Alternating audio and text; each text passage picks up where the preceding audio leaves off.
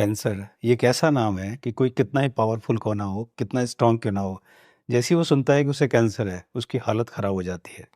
आजकल ये कैंसर जो है बच्चों में बड़ी तेज़ी से फैल रहा है।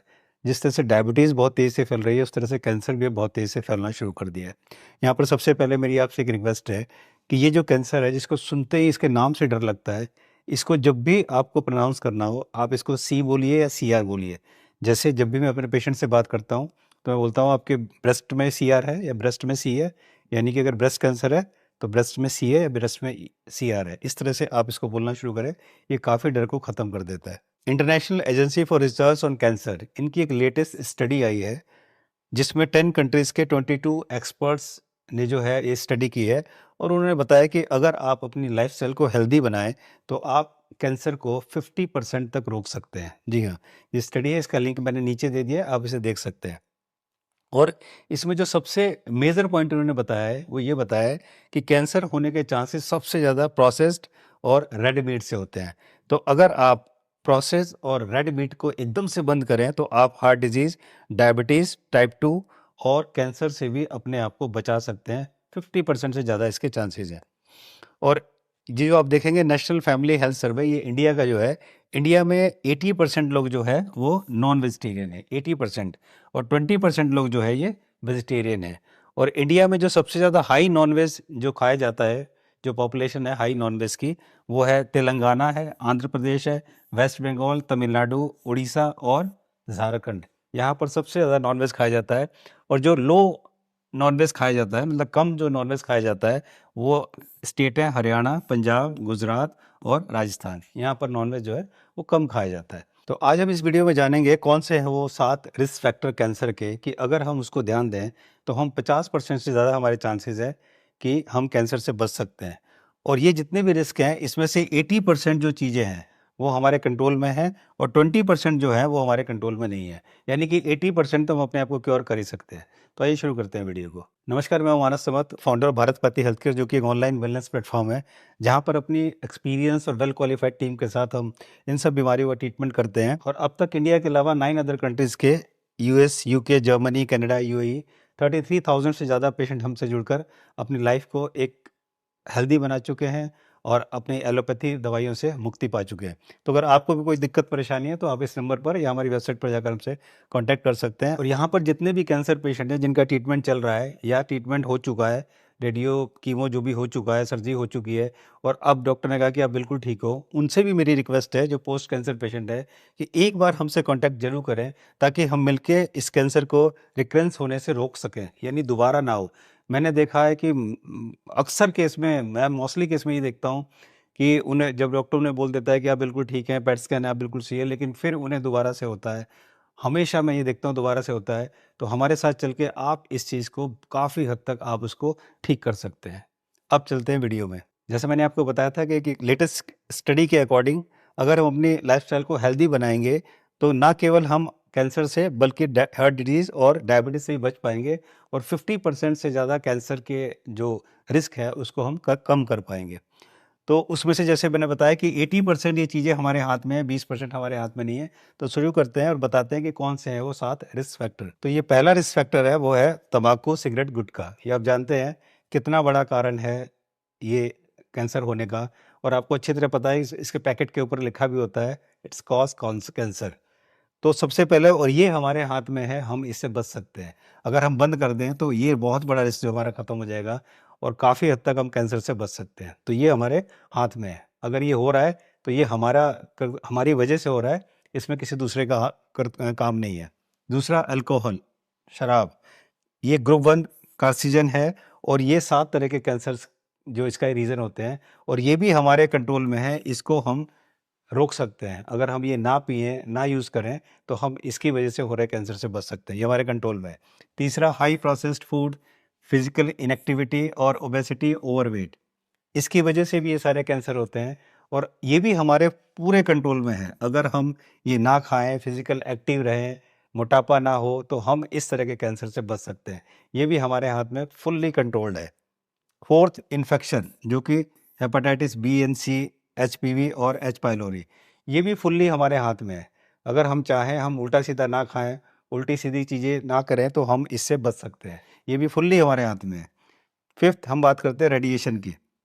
मेडिकल ट्रीटमेंट जैसे लाइक कैंसर होता है या कोई और होता है, तो रेडिएशन थेरेपी दी जाती है, एक्स-रे हुआ या एमआरआई हुआ, सीटी स्कैन हुआ और ये जो है इससे भी हम काफ़ी हद तक बच सकते हैं। बार-बार हम एक्स-रे ना कराएँ, एमआरआई ना कराएँ, सीटी स्कैन ना कराएँ, ये सब चीज़ें ना कराएँ बार-बार। अगर किसी की मजबूरी है कराना, रेडिएशन कराना दैट्स अ डिफरेंट थिंग, लेकिन काफ़ी हद तक हम इससे भी बच सकते हैं। 6 नंबर पे पोल्यूशन एंड पेस्टिसाइड्स। जैसे आप जानते हैं कि फूड में केमिकल, पेस्टिसाइड्स और वो डेयरी प्रोडक्ट आप जानते हैं कितना सारा उसके अंदर मिलावट होता है। एयर पोल्यूशन, ये कई सारी चीज़ें हमारे हाथ में नहीं है। इसमें गवर्नमेंट का बहुत बड़ा कंट्रोल है। एयर पोल्यूशन की बात करें, मिलावट की बात करें, गवर्नमेंट का बहुत बड़ा कंट्रोल है। गवर्नमेंट जब चाहे जब इसको ठीक कर सकती है। ये हमारे हाथ में नहीं है, तो ये हमारी मजबूरी है कि हमें इसका खामियाजा भुगतना पड़ेगा। हमें इसकी जो प्रॉब्लम आनी ही आनी है। तो ये हमारे हाथ में बहुत कम है, ये हमारे हाथ में नहीं है। थोड़ा बहुत हम ये कर सकते हैं कि यस, हम अपने घर में जो है पोल्यूशन को कंट्रोल थोड़ा कर सकते हैं, अपने ऑफिस में कंट्रोल कर सकते हैं।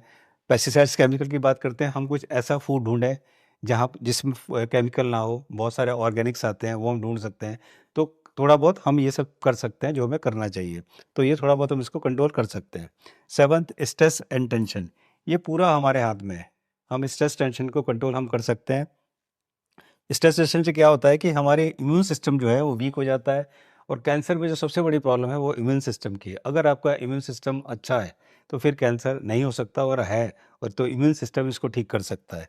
दूसरा, हार्मोनल चेंजेस की वजह से कैंसर होता है। तीसरा, जब हम स्ट्रेस टेंशन लेते हैं तो ये हमारे बॉडी में इन्फ्लेमेशन को, सूजन को बढ़ाता है, जिसकी वजह से दिक्कत होती है और इम्पैक्ट ऑन ट्यूमर ग्रोथ, जो बॉडी में ट्यूमर होता है उसके ग्रोथ को भी ये इम्पैक्ट करता है।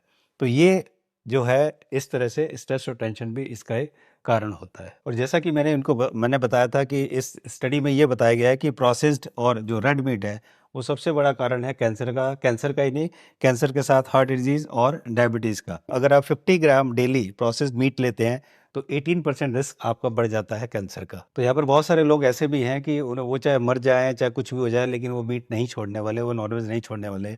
तो यहाँ पर स्टडी में थोड़ा से टिप दिए गए हैं कि tips for the non vegetarian के, कि अगर वो ग्रिल ना करें, मीन्स ओनली कुक करें या बॉयल करें, तो वो रिस्क उनका कम होता है। कि अगर वो नॉनवेज खाना ही है तो वो केवल कुक करें और बॉयल करें, उसको ग्रिल ना करें, पहला। दूसरा, जो प्रोसेस्ड मीट है उसको बिल्कुल बंद कर दें, फ्रेश जो मीट है वो आप खा सकते हैं। तीसरा, 50 ग्राम्स पर वीक ओनली, ये इन्होंने इसमें स्टडी बताया गया कि ओनली 50 ग्राम पर वीक आप जो है मीट ले सकते हैं, तो ये काफ़ी सारे रिस्क को कम कर देगा। तो ये थे वो फैक्टर्स, कैंसर के जो रिस्क फैक्टर्स है, जिनमें मैंने बोला आपको कि 80% हमारे कंट्रोल में है और 20% हमारे कंट्रोल में नहीं है। यहाँ पर मैं आपको बहुत कमाल की चीज़ एक दिखाता हूँ, उसको ठीक से देखिए, सुनिए और फिर कमेंट सेक्शन में जाके अपनी राय ज़रूर लिखिए। देखिए, हमारी सरकार, कोई भी सरकार हो, किसी की भी सरकार हो, processed food, chemical, pesticides, alcohol, tobacco, cigarette, इस पे ज़बरदस्त टैक्स लगता है। वो टैक्स भरपूर सरकार लेती है। सबको पता है कि इनसे जो है कैंसर होता है, इससे बीमारियां होती हैं, ये नहीं देना चाहिए, इसका प्रोडक्शन नहीं होना चाहिए, फिर भी किया जाता है, फिर भी होता है। ज़बरदस्त टैक्स सरकार लेती है। लेने के बाद हम लोग उसको खाते हैं, पीते हैं, उसके बाद हमें कैंसर होता है, हमें हार्ट डिजीज़ होती है और हम फिर उसके बाद ट्रीटमेंट लेते हैं और मेडिकेशन लेते हैं। इन सब में फिर हम टैक्स जो है सरकार को देते हैं। जब हमने ये ज़हर खरीद के खाया तब भी सरकार को टैक्स दिया।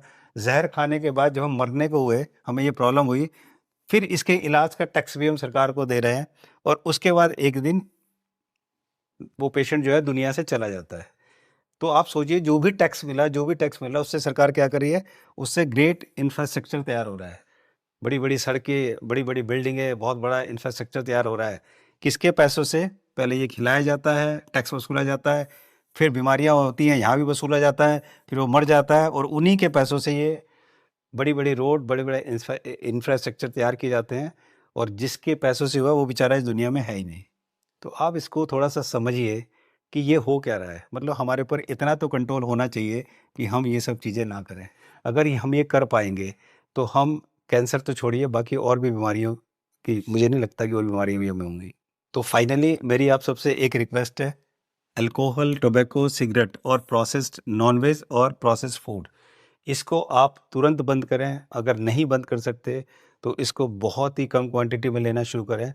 और अगर आपको अपनी फैमिली से थोड़ा-सा भी प्यार है, अपनी वाइफ़ से, अपने पेरेंट्स से, अपने बच्चों से थोड़ा-सा भी प्यार है, तो फिर आप इसको नहीं लेंगे, जिसकी वजह से कैंसर ही नहीं, बहुत सारी बीमारियाँ होती हैं और लोगों की जान जा रही है। ये वीडियो आपको कैसी लगी कमेंट सेक्शन में अपनी राय ज़रूर लिखिए। अगर चैनल को सब्सक्राइब नहीं किया, सब्सक्राइब ज़रूर करें, बेल आइकन दबाकर, ताकि आने वाली वीडियोज़ आपको टाइमली मिल पाए। और आपकी क्या राय है कमेंट सेक्शन में ज़रूर लिखें, ताकि मैं और मेरी टीम उसका रिप्लाई देने की कोशिश करेंगे। जल्दी मिलते हैं एक नई वीडियो के साथ, तब तक नमस्कार।